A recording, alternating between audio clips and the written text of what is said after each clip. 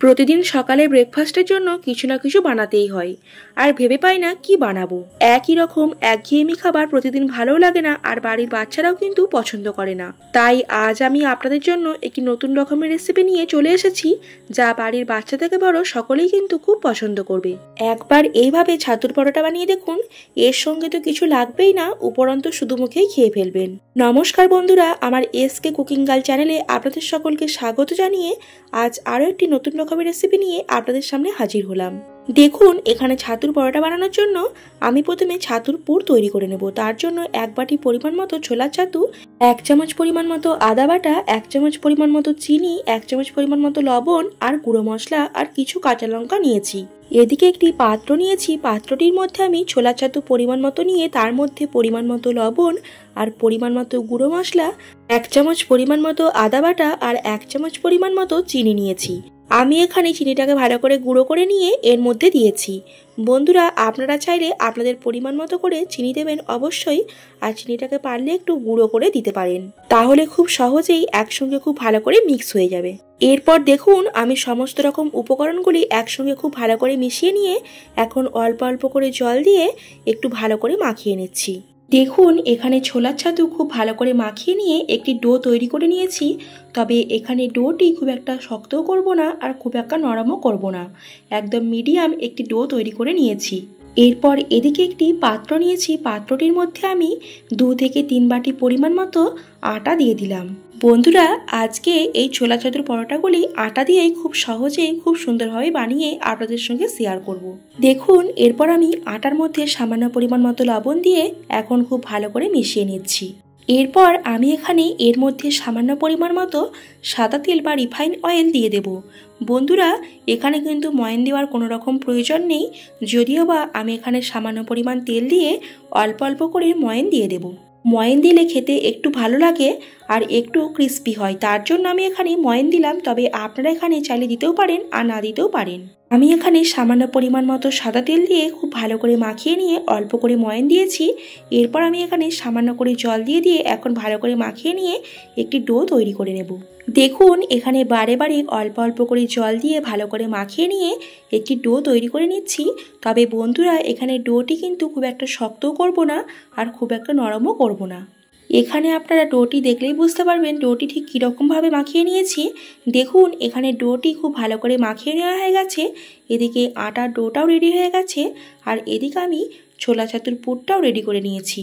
দেখুন, এদিকে এরপর ওই বড় আটার ডোটি থেকে আমি ছোট ছোট করে লেচি কেটে নিচ্ছি। এদিকে আমি যেরকমভাবে পরোটার সাইজ করব ঠিক সেরকমভাবেই আইডিয়া মতো করে আমি ছোট ছোট করে লেচি কেটে নিয়েছি। এরপর আমি এখানে লেচির মধ্যে পুর দিয়ে দেব। তার জন্য লেচিগুলি এক এক করে করে নিয়ে এখানে পরিমাণে যতটা পরিমাণ মতো পুর দেব ততটা পরিমাণ মতো পুর দিয়ে খুব ভালো করে লেচিগুলি পাকিয়ে নিচ্ছি। বন্ধুরা, এখানে কিন্তু একদম হালকা হাতে এই আটা লেচিগুলির মধ্যে পুর দিয়ে দেবেন। এখানে আটা লেচিগুলির মধ্যে এমনভাবে পুর দেবেন যাতে করে এই লেচি থেকে পুর যেন না বেরিয়ে যায়। এখানে প্রত্যেকটা আটার লেচির মধ্যেই আপনারা আইডিয়া মতো করে নিয়ে পরিমাণ মতো বুঝে নিয়ে ঠিকঠাক মতো করে পুর দিয়ে দেবেন। পরিমাণে বেশি পুর দিলে লেচি থেকে পুরটি কিন্তু বাইরে বেরিয়ে যাবে এবং দেখতে একদমই ভালো লাগবে না, আর খুব একটা ভালোভাবে ফুলবেও না। আর পরিমাণে অল্প পুর দিলেও খেতে কিন্তু একদমই ভালো লাগবে না। পুরো পরোটার ভেতরটাই কিন্তু ফাঁকা থাকবে এবং অল্প অল্প করে পুর থাকবে। তার জন্য সেরকম মতো পরিমাণ বুঝে নিয়ে আপনারা এখানে ঠিকঠাক মতো করে পুর দিয়ে দেবেন। তবে পুর দেওয়ার পর আটার লেচিগুলিকে খুব সুন্দর করে পাকিয়ে নেবেন এবং ভালো করে মুখগুলি বন্ধ করবেন। মুখগুলি ভালো করে বন্ধ না করে জয়েন্ট করলে আটার লেচি থেকে পুর বাইরে বেরিয়ে যাবে এবং দেখতে একদমই ভালো লাগবে না, আর একদম বিচ্ছিরি পাড়া হয়ে যাবে। এদিকে আমি এক এক করে প্রত্যেকটা আটা লেচির মধ্যে খুব সুন্দর করে পুর দিয়ে নিচ্ছি। তবে এদিকে আটা লেচিগুলিকে ভালো করে রাখার জন্য একটি পাত্র নিয়েছি, পাত্রটির মধ্যে আমি অল্প পরিমাণ মতো আটা ভালো করে ছড়িয়ে দিলাম। এরপর এক একটা করে লেচি খুব সুন্দর করে সাজিয়ে সাজিয়ে রাখছি। এর কারণ লেচিগুলি তাহলে একে অপরের ওপর আর লেগে থাকবে না, খুব সহজেই ছেড়ে আসবে, তার জন্য আমি এরকমভাবে রাখছি। দেখুন এদিকে আমি চাকতি বেলনা নিয়ে এরপর পরোটাগুলি খুব সুন্দর করে বেলে নিচ্ছি।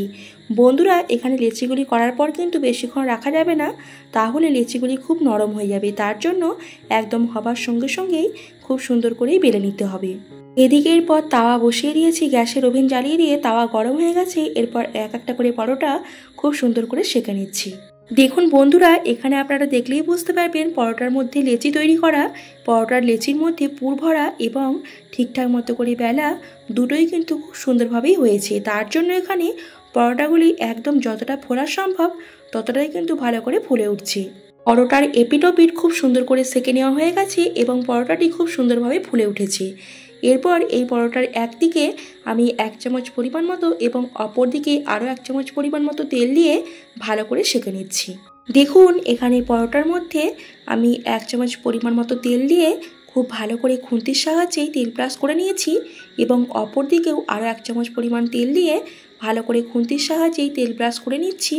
এখন এপিট ওপিট দুপিট একটু হালকা করে সেঁকে নিয়ে আমি এটা কিন্তু একটি পাত্রের মধ্যে তুলে রাখবো। এখানে এই ছোলার ছাতুর পরোটা একদম তৈরি হয়ে গেছে। এরপর ওই একই প্রসেসে আবারও সুন্দর করে পরোটা তৈরি করে নেব। তার জন্য দেখুন আবারও একটি লেচি নিয়েছি, এরপর লেচিটা ভালো করে বেলে নিচ্ছি। এরপর আমি এখানে তাওয়ার মধ্যে আবারও দিয়ে দেব এপিট ওপিট দুপিট সেঁকে নিয়ে খুব ভালো করে আমি এখানে পরোটাটি একটু তৈরি করে নেব। দেখছেন তো বন্ধুরা, এখানে প্রত্যেকটা পরোটা কত সুন্দরভাবে ফুলে উঠছে। যতটা পরিমাণ ফুলে ওঠা দরকার ততটা পরিমাণে কিন্তু খুব সুন্দর করেই ফুলে উঠছে। এরপর ওই একইভাবে আমি এখানে পরিমাণ মতো তেল দিয়ে একদম সামান্য পরিমাণ মতো 1 চামচ পরিমাণ মতো এপিট ওপিট তেল দিয়ে একটু খুন্তির সাহায্যেই ভালো করে মাখিয়ে নিচ্ছি। তারপর একটু সেঁকে নিয়ে এটা তুলে নেব। বন্ধুরা, এরকমভাবে পরোটা বানিয়ে একদম অল্প তেলে এইভাবে বানাবেন, দেখবেন সকালের জলখাবারটা কিন্তু একদম জমে যাবে। আমরা প্রতিদিন সকালে ভাবি ব্রেকফাস্টে কি বানাবো, একবার এইভাবে ছোলা ছাতুর পরোটা বানিয়ে দেখবেন, আশা করি আপনাদের সকলেরই ভালো লাগবে। আর বাড়ির বাচ্চা থেকে বড় সকলেই কিন্তু খুব পছন্দ করবে। আপনারা চাইলে বাচ্চাদের টিফিনেও কিন্তু এরকমভাবে পরোটা বানিয়ে দিতে পারেন, তারা কিন্তু খুব সহজেই খেয়ে ফেলবে। দেখুন এখানে পরোটাগুলি কত সুন্দর নরম হয়েছে, একদম নরম তুলতুলে আর ভেতরে একদম ছাতুর পুর ভরা। পরোটার ভেতরের পুরো অংশ জুড়েই কিন্তু ছাতুর পুর একদম চারিদিকে ছড়িয়ে আছে। এতে খেতে কিন্তু খুব ভালো লাগবে আর আপনারা চাইলে শুধু মুখেও খেয়ে ফেলতে পারেন। এখানে এই পরোটাগুলির জন্য স্পেশাল কিছু করা লাগবেই না, খেতে কিন্তু দুর্দান্ত লাগে, যেমন নরম আর তেমনই টেস্টি। তাহলে বন্ধুরা, আজকের রেসিপিটি আপনাদের কেমন লাগলো অবশ্যই কিন্তু কমেন্ট করে জানাবেন। আর এরকমভাবে ব্রেকফাস্ট বানিয়ে সকালে অবশ্যই সকলের সাথে পরিবেশন করবেন।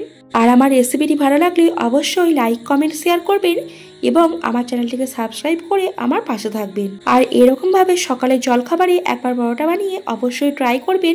আশা করি আপনাদের সকলেরই ভালো লেগেছে আজকের রেসিপিটি। বন্ধুরা, আপনারা সকলে ভালো থাকবেন, সুস্থ থাকবেন। আবার দেখা হচ্ছে পরের দিন নতুন কোনো একটা রেসিপি নিয়ে।